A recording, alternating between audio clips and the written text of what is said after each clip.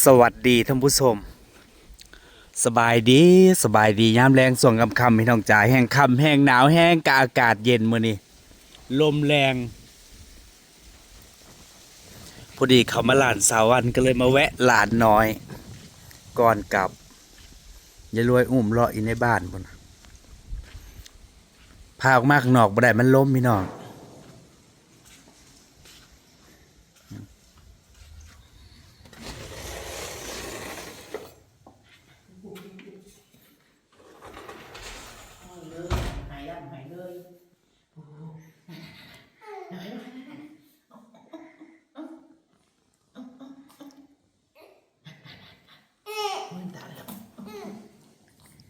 โอ้ยเป็นหยังได้ดิฮะเป็นอะไรหยังเป็นหยังฮะให้บ่ได้นี่บ่นี่ยินอยู่เสียงข่อยนี่จื้อเสียงข่อยได้อยู่บ่สวัสดีค่ะบ่ สวัสดีค่ะ คือมีแต่สิให้บ่ สวัสดีพี่น้อง เป็นหยังเจ้าบ่อยากอยู่นำยายรวยนะฮะบ่อยากอยู่บ่ฮะบ่อยากอยู่ให้อุ้มร้องร้อง เป็นหยังฮะ ลาเป็นละหัน คือบ่อยากอยู่นำยายรวยบ่เลยอยากไปอยู่นำข่อยบ่บ่หึอยากไปอยู่นำข่อยบ่คิดฮอดข่อยบ่ฮะเออข่อยมาหามื้อละเทื่อบ่น้ำตายังไหลอยู่เลยพี่น้องจ้าให้ไปจักรอบแล้ว ให้เติงนะ ให้อยู่กับยายรวยมีแต่ให้กับให้บ่อยากอยู่บ่ดีใจบ่ค่อยมาหานี่บ่น้ำตายังไหลอยู่โอ้ยบ่ได้ยินเสียงข่อยเพราะว่าเศร้าบ่ เขาไม่ได้เปิดไล่ฟัง บ่ ฟังเสียงลำพังนะบ่อย อยากอยู่กับข่อยบ่อยากอยู่กับข่อยบ่หึคิดฮอดข่อยเลยเนาะบ่ไปว่าอยู่ประมีลูก คิดฮอดข่อย ลูกประมีเด้อ พี่น้ำข่อยบ่หึเบิกอยู่น้ำลายรวยอยู่น้ำยายรวยเบิดมือก็ให้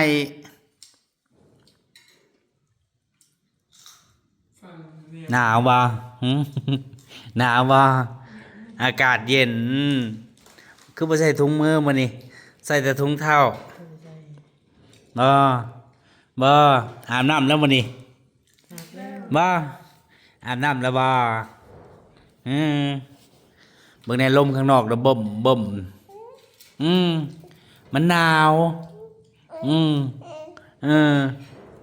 หนาวอุ้ยมื้อนี้นอนจักเทื่อแล้วมื้อนี้มื้อนี้ได้นอน2เทื่อมามื้อแรกบ่ได้นอนเบิดมื้อพี่น้อง มือที่สองมือน อนรอบดึกมื้อที่2นอนเทื่อเดียวมื้อนี้มื้อที่3นอน2เทื่อ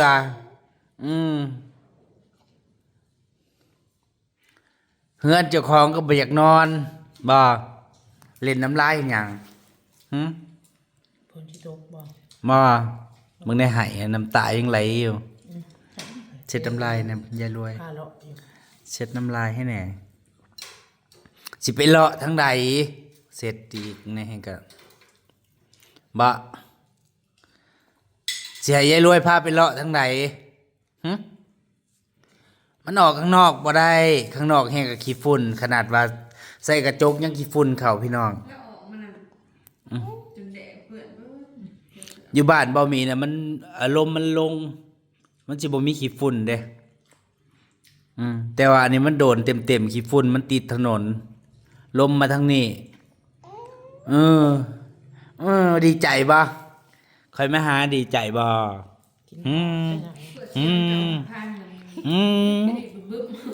ดีใจบ่ค่อยมาหานี่ กำเสียงหายแล้วเปิด ไป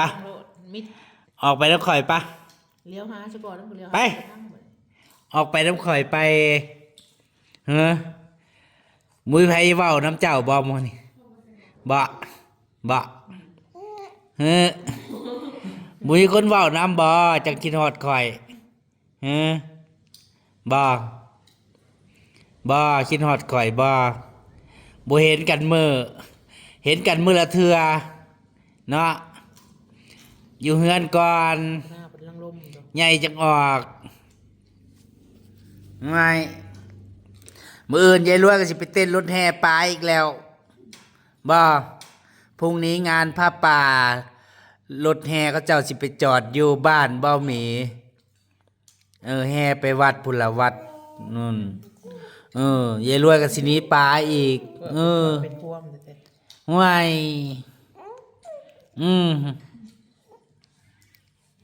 อารมณ์ดีบ่บัดนี้ไห้กับมิดนะ อยู่กับยายรวยมีแต่ไห้กับไห้บ่มุ้ย เพื่อเป็น ไห้ไห้เลยยายรวยโพะน้ำมนต์ใส่ บ่ไม่เป็นอีหยังเดี๋ยวนี้เป็นอีหยัง อยากนอน นอนตื่นแต่เว้นพวก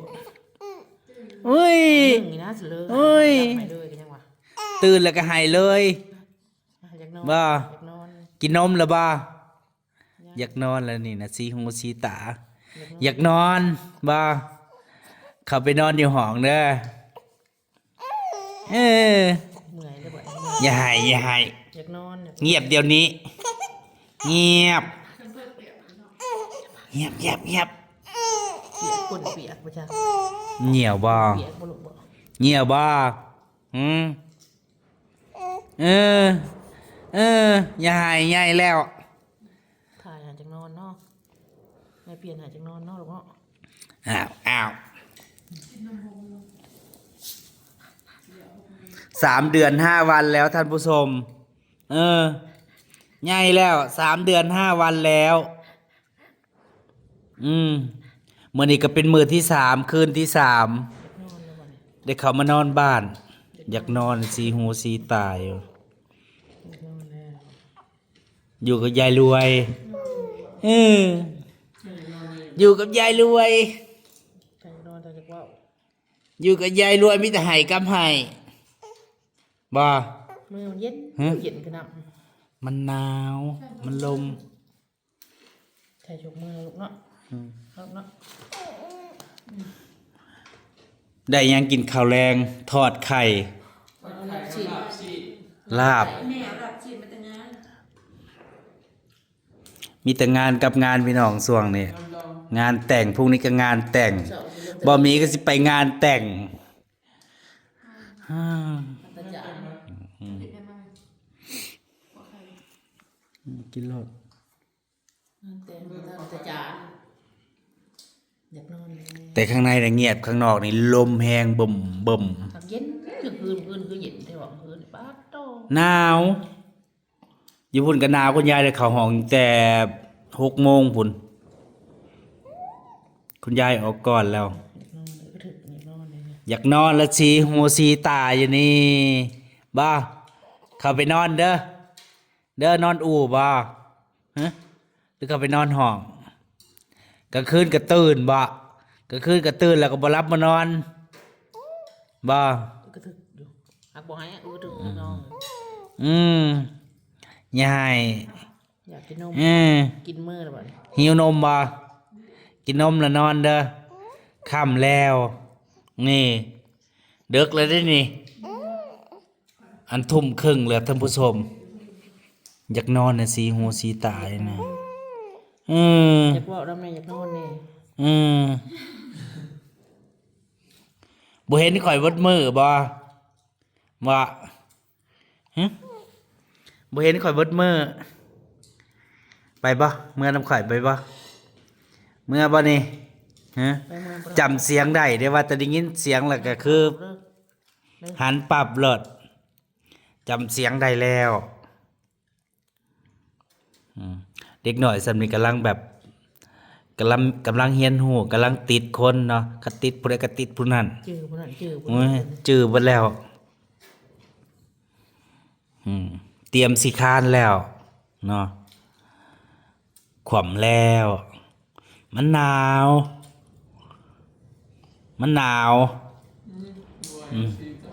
อยากนอนแล้วนี่นะ แล้ว อยากนอนนอนเปรบ่เอาไปลงนอนเปรบ่หรือนอนเนี่ย เอาเล็ดลูกเอาเล็ดเด้อ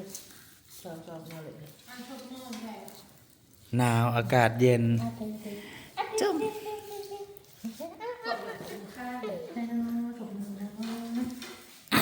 นอนบ่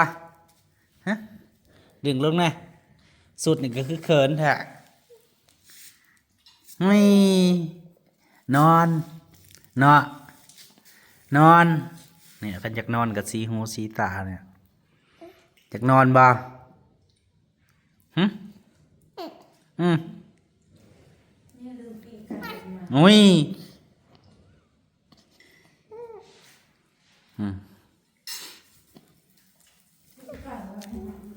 บ่แม่นเหนียวบ่หึบ่แม่นเหนียวบ่ เปลี่ยนไหน หึเหนียวเต็มเพมเพิร์ดแล้วบ่นี่เอาใส่ถุงมือไว้มันหนาวใส่ถุงมือ ของมึงลูกอะจะตกเอาทำไม คนละสีตรง ถุงมือก็จับตัวใดๆก็ใส่ตัวนั้นคนละสี ท้องตีนด้วยกันเลย อืมอืมอืม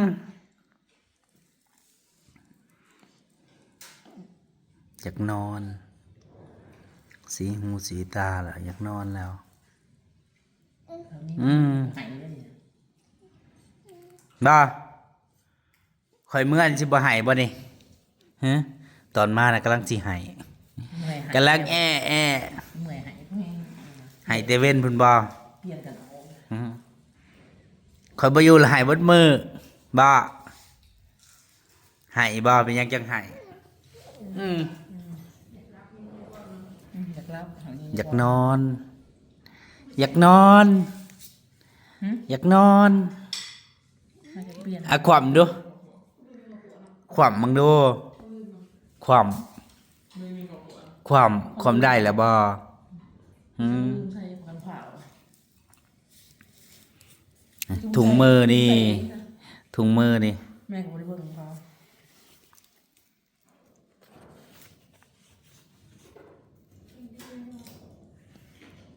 กินนมแล้วบ่นี่นะหึยังบ่ทันได้กิน ให้เป็นลูกเขามีบ่ตะกี้บ่ อืม บ่อีหยังฮะ หนาว นอนก็บ่ได้เปิดแอร์บ่ได้เปิดพัดลมหรอกพี่น้องมันหนาว หนาว 3-4 มื้อแล้ว เย็นเย็นเย็นกว่าแต่ก่อนแต่หลัง ว่าแต่ค่ำมาคุณยายเข้าห้องนอนแล้วแล้วหนาว แล้วอยู่ข้างนอกบ่ได้หนาวออกไปหาคุณยายบ่ไปหาคุณยายทวดบ่หึบ่เล่นมือเจ้าของ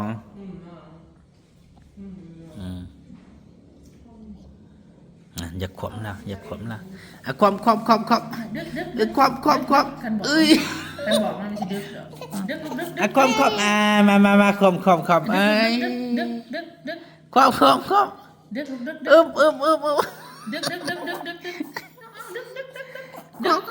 ดึกเออ มันจะหายดึกแห้งดึกแห้ง ขวมบ่ได้ว่ายังหายบ่ ดึกแห้งอ่ะขวมมาเอ้ย ดึกแห้งดึก เอ้ย ดึกแต่ก็เป็นยากนะนักหมอ โอ้ยมาจิซอยมาอึม ดึก อึม แต่ก็ไม่ยากไปได้ปึ๊บเลยดึกลูกดึก ยก ดึกลูก ดึก ดึกแห้งดึก มันลื่นพะห่มบ่ ดึกแห้งลูกดึกแห้งดึก ลื่นพะห่มบ่ ดึกมันคัดแขนเจ้าของอะลูกบ่ได้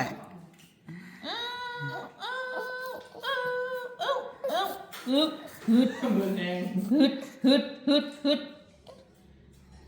มันเสือบาทเดียวก็ได้เพิ่นจะไปเลยฮึดฮึดฮึดฮึดฮึดฮึด คัดแขนเจ้าของเอ้ย ฮึดฮึดฮึดฮึดฮึดฮึดฮึดฮึด โอ้ยมาจะขอมมาเออ ฮึดฮึดฮึดฮึด เออแขนนะยายเลยเอามันลื่นผ่าบ่เอาไปบัดนี้เอาไปคานก็บ่เป็นบัดนี้เอ้ย เขาบอกชม อุ้ยมือมันดึงบ่ได้เฮ้ยไปใส่ถุงมือ เอาดึกไปลูกไป คานไปบัดนี้ จะคานจะไป คานไป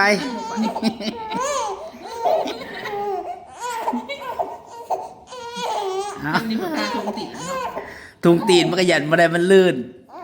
ใส่ถุงมือก็บ่ได้ดึงบ่ได้ห้วยอย่าให้ติล่ะ ดึง อย่าให้ ดึง อาการคัน โอ้ยอย่า หิวนม แม่ยังกินข้าวอยู่หิวนมอืมสิ2 ทุ่มแล้ว ตะกี้มึงเงยคออะไรเดี๋ยวมึงคอแข็งแล้วดึกลูกดึกไป เป็นหยัง ไปจะไปลูกไป อยากไปบ่ได้แล้วก็หาย หัวมาก็ถึกอยู่นี่แหละหัวมานะมันปีนเปรี้ยวนะแต่มันหายแล้วก็ถึกเขาชินอนหลับนะมันเหน็บก็ถึกอยู่ ห้วย ไปลูกไป ห้วย ไปว่าได้อยากไปแล้วไปว่าได้ ไปบ่ได้มันหาย ไปลูกไป บ่ไปบ่ได้มันหายบ่ห้วย ไปลูกไป ห้วยคานแล้วอืม จมหยังเดียวดิฮะ เครียดแล้วไปว่าได้ จมหยังบาดนี้ บืนไป มันลื่นทุงตีนเลยฮะ น้องสีมันใหญ่ว่าได้ ผามันลื่นนี่นะผามันลื่นเอาลูกไปกินนมไป ไปกินนมไปโอ้ยไปกินนมแล้วนอนเด้อบัดนี้เด้อสิ2 ทุ่มแล้วโอ้ยเดึกแล้ว เด้อกินนมแล้วนอนเด้อนอน2 ทุ่มแล้วได้นี่นะ ทางมีบอก นอนเลยอย่าหายเด้ออย่าหายเด้อ ให้คำมาละให้ซุมื้อนี่นะนี่ให้แล้วก็บ่จักเซา เรามีชิมว่าไปนะ เมื่อก่อนเด้อ ชิมว่าไป เมื่อก่อนเด้อเมื่อปลาก่อนเด้อเด้อเมื่อปลาก่อนเด้อมื้ออื่นสิมาเล่นน้ำใหม่เด้อค่อยเมื่อปลาก่อนเด้อค่อยเมื่อปลาก่อนเด้อเด้อเมื่อปลาก่อนมื้ออื่นค่อยสิมาใหม่เด้อไปกินนมไป กินนมนอนเด้อมันเดึกแล้ว2 ทุ่มแล้ว เด้อกินนมนอน อากาศมันหนาว เด้อ อย่าหายเด้อ เมื่อก่อนเด้อ อย่าหายเด้อ สบายดีบายบายเถอะ สบายดีกระโดด เอาอย่าให้เงียบเฮ้ยอ่ะอย่าให้เฮ้ย ไปลูกย่างไปย่างไปลูกย่าง ไปนอน ย่างไป ไม่นอน ย่างไป นอน ถูกขาไป นอนเด้อ นอน อันถูกขาไป ไปถูกขาไปย่างย่างลูกย่าง คอยมือปลากันเด้อ เด้อมือปลากันเด้อบายบายบายบายบายบายบายบายก่อนเฮ้ยบายบาย ชอบหน้าผัดลม บายบาย เดี๋ยวว่ามันลม บายบาย ว่ามันลม บายบาย เมื่อปลาก่อน ไปก่อนเด้อพ่อกันมื้ออื่นเด้อ เด้อมื้ออื่นสิมาหาเด้อเออเออมื้ออื่นก็สิมาหาใหม่เด้อเด้อเออเออเออเออเมื่อก่อนเด้อเมื่อป่าเด้อเมื่อป่าก่อนเด้ออยู่กับยายรวยเด้ออย่าให้เด้ออยู่กับยายรวยนั่นยายรวยว่าอยู่กับยายรวยมีแต่ให้บ่ไม่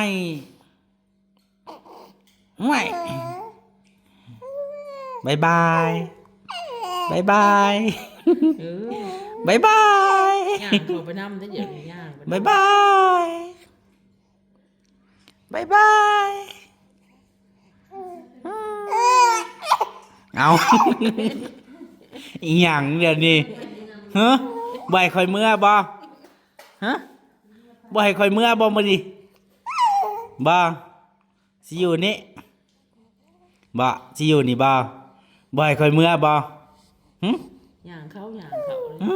คอยสิเมื่อป่า